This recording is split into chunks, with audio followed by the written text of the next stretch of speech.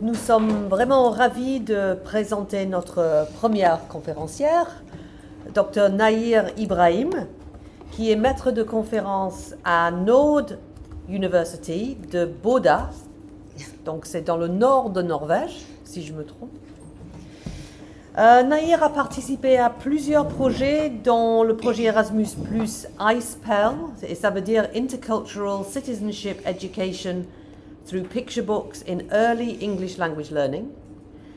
Elle a plus de 30 ans d'expérience dans l'enseignement de l'anglais et l'enseignement bilingue en tant qu'enseignante, en tant que formatrice, rédactrice de matériel pédagogique, gestionnaire et chercheur dans différentes parties du monde. Elle est originaire d'Afrique du Sud, où elle a grandi dans le plurilinguisme, et elle a travaillé au Portugal, au Caire, à Hong Kong, et pendant 20 ans à Paris, où elle a dirigé les programmes d'éducation des jeunes apprenants d'éducation bilingue au centre d'enseignement du British Council, avant de s'installer en Norvège. Donc, bienvenue, welcome Nayr. Oh, merci. Excuse me. Thank you, Cathy. Et merci, Nathalie aussi. C'est un plaisir d'être ici. It's a real pleasure to be in France again. So thank you for the invitation. And it's a bonjour, I believe, to Lyon, France, and the world. It's really lovely to hear that there are so many people from all over the place actually attending this training or this day. So I am talking about identity journeys that follow you when you have multiple languages. And one of the interesting things about myself is, yes, that I was born in South Africa, but I also have Portuguese background, and my life has actually followed different languages as I have traveled in different parts of the world and worked in different parts of the world. So the importance of having those languages that travel with you and that actually transform you. They transform the way you see yourself and they transform the way you see the world is really important. And I think one of the objectives of the Vabiola project is really important, and that is making these biographic, if you want, biographical trajectories through your languages visible. And that's what I'm going to talk about. How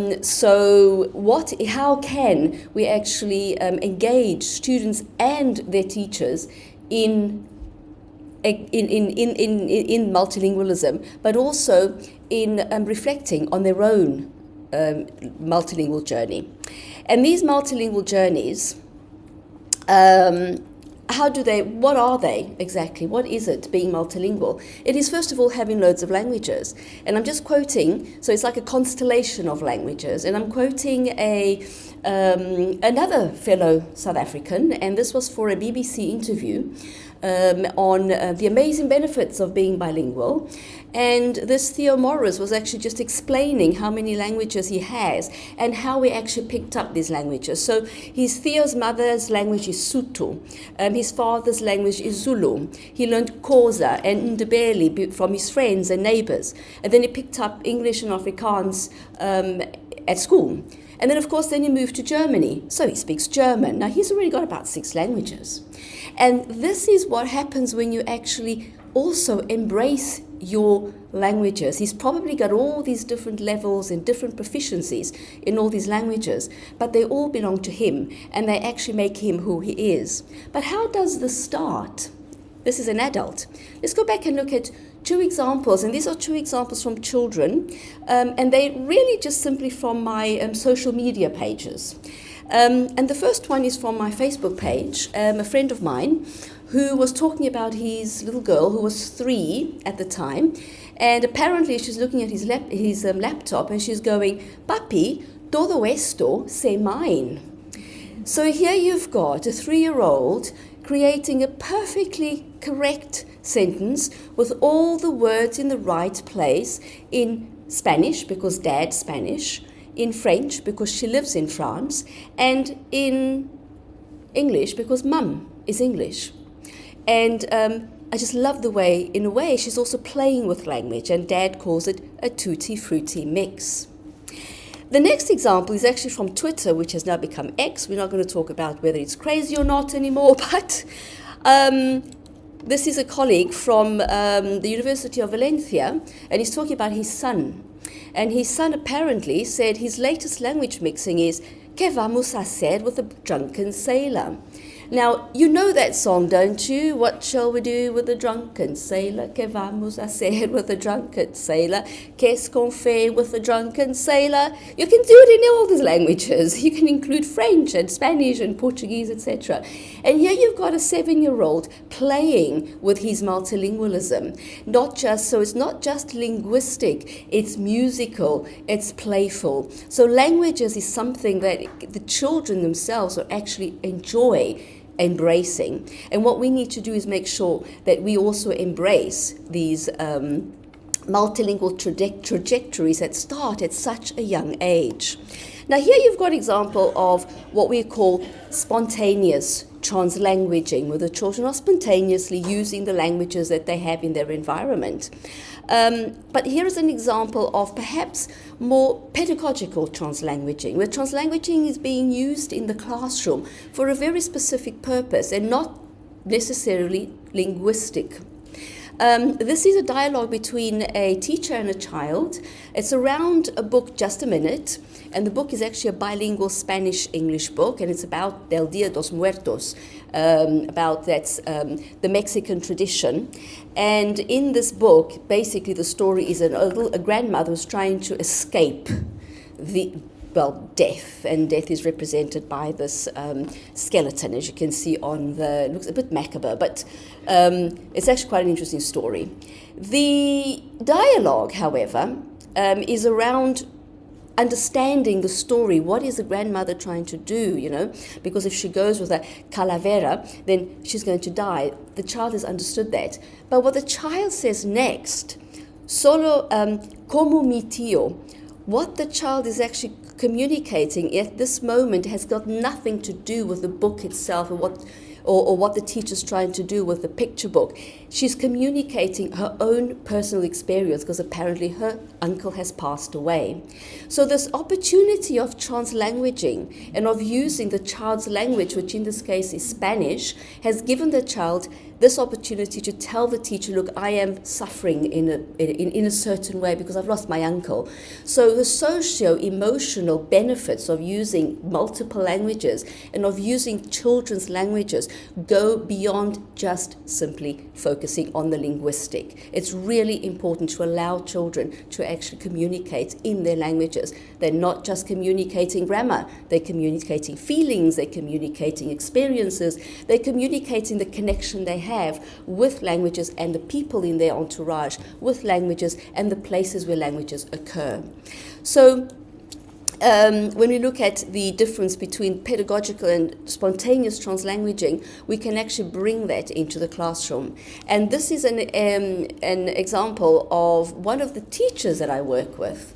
And I asked her I asked the group to create their language maps.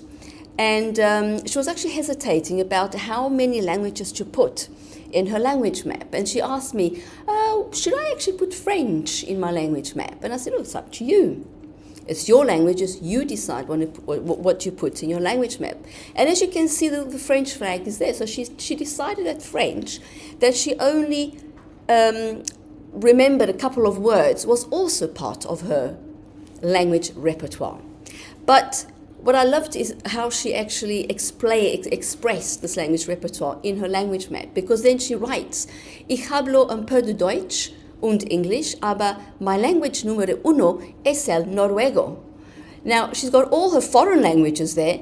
It's interesting that Norwegian doesn't appear in this dialogue, but she's still actually expressing herself in all her languages. And here we're giving her the opportunity to do so. So this is really the important thing.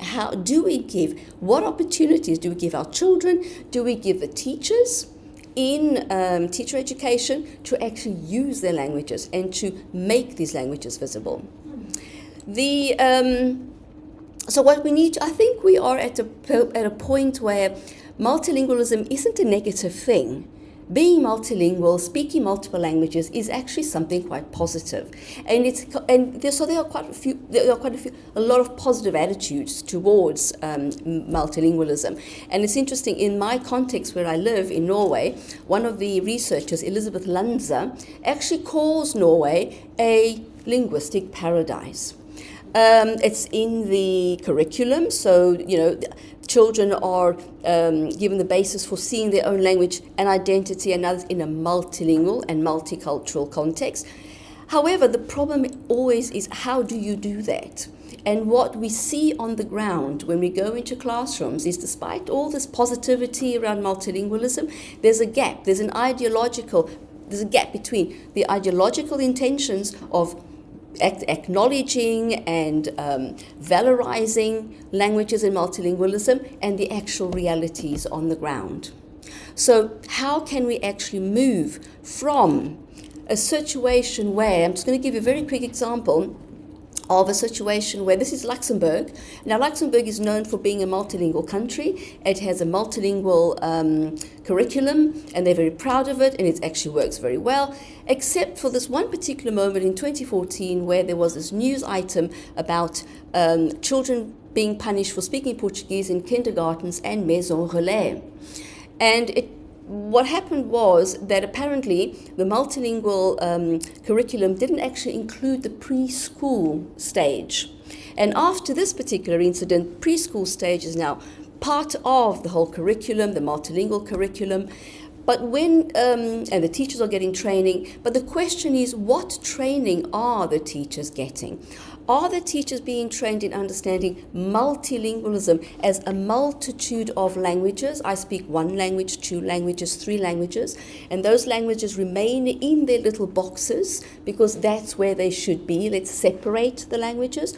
Or are we training our teachers to understand translingualism? Because, like the children do, they mix their languages, because that is actually what being bilingual and multilingual is about. So, and there was an incident in a school where the researchers were actually observing where the teacher was wonderfully trying to valorize and trying to acknowledge the child's local heritage language, which apparently was Portuguese, as you can see from the flags.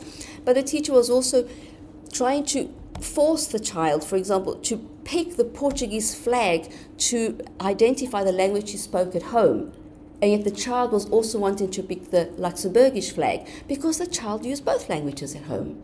So we need to find ways of acknowledging that languages exist, but they also mix and mingle. And so I think in teacher education, one of the things we need to do is to engage teachers in multilingualism as lived and subjective. Teachers are also multilingual. How are we actually engaging teachers in understanding and reflecting on the number of languages they have and how they use them? And experiential and pedagogical. Are we actually putting teachers in positions where they can also experience being multilingual, and we are also recognizing their multilingualism? And also critical and reflective. Are teachers reflecting on their pedagogy, how they use their languages in the classroom? Are the teachers actually using the languages that they know in the classroom? And then let's do it through creative means. And this is what I'm just going to very quickly go through some of the creative approaches that I have used with my teachers in teacher education in order to encourage the teachers themselves to reflect on their languages. I think this one is very well known. It's the language portrait silhouette. So you get an empty silhouette and you ask a child or you ask an individual, in this case the teacher, to draw their languages on their silhouette. Very often what we ask the teachers to do is to choose colors, and each color represents a language. I prefer to allow the teachers or the children to just put whatever they want on the language silhouette, because it really brings out how they feel and that very emotional connection that they have with their languages. And in this case, you can see how the child, this was actually a 14-year-old teenager, and you can see how the child, when he explains what he's done with his language silhouette, he's connecting his languages to these emotional connections that he has with the past, with his heritage, and with his parents and his grandparents, etc. And French, for example, for him is very much a thinking language because he's put it in the head.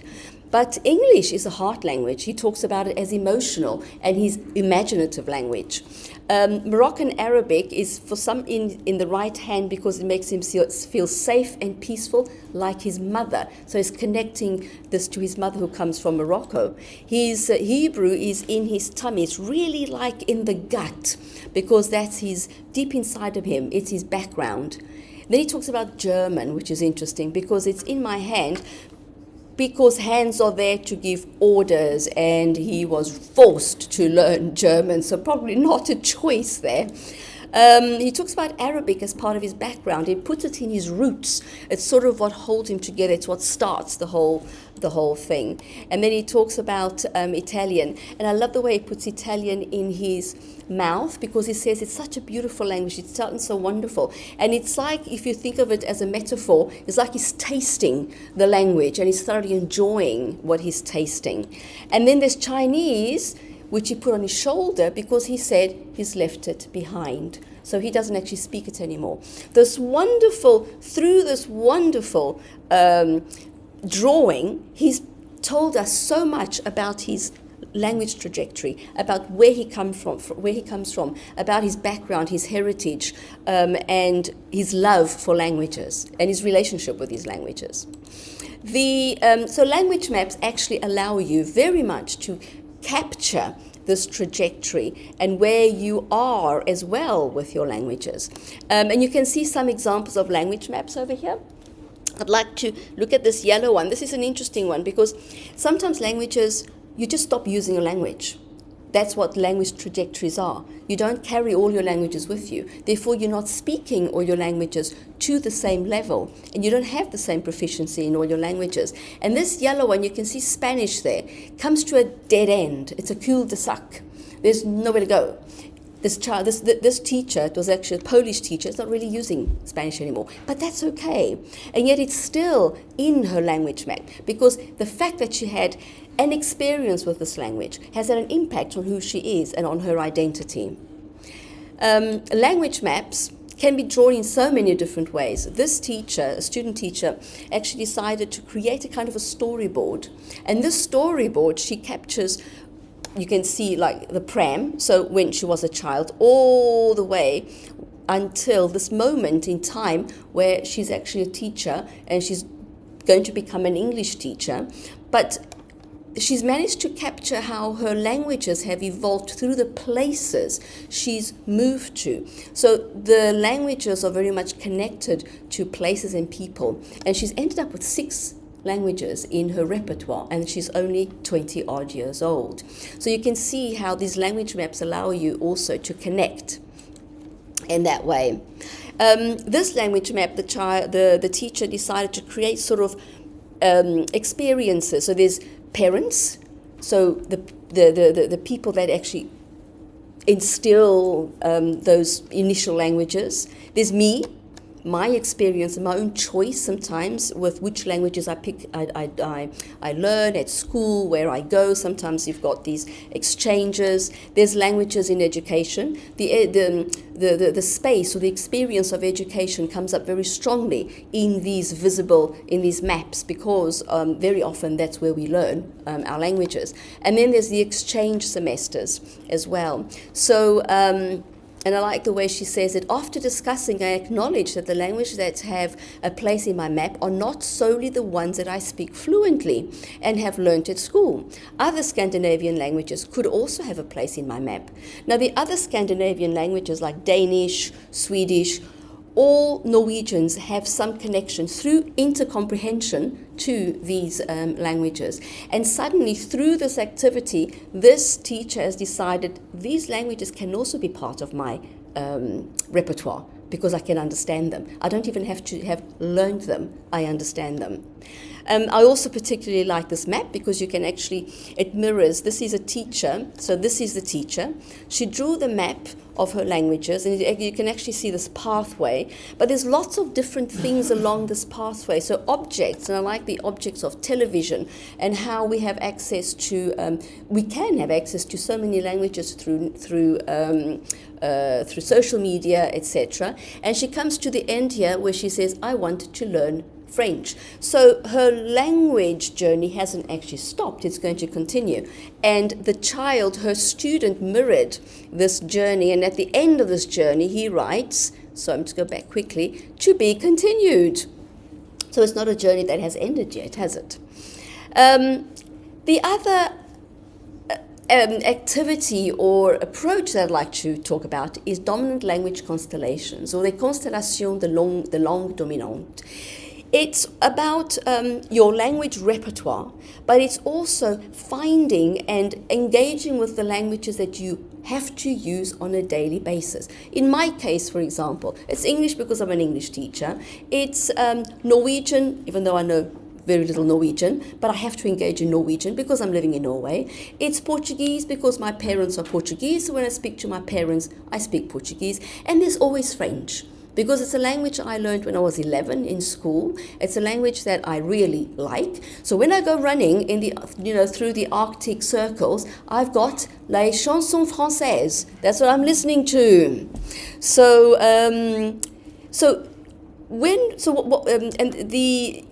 Language constellations is a concept that was invented by Larissa Aronen, and when she started looking at this, she was creating, like a constellation. You've got the sun, you have the planets and the stars and the orbit, and your DLC is the languages that you use on a regular basis. And in this case, it's an English teacher in the Arab sector, spoken Arabic, English, and Hebrew.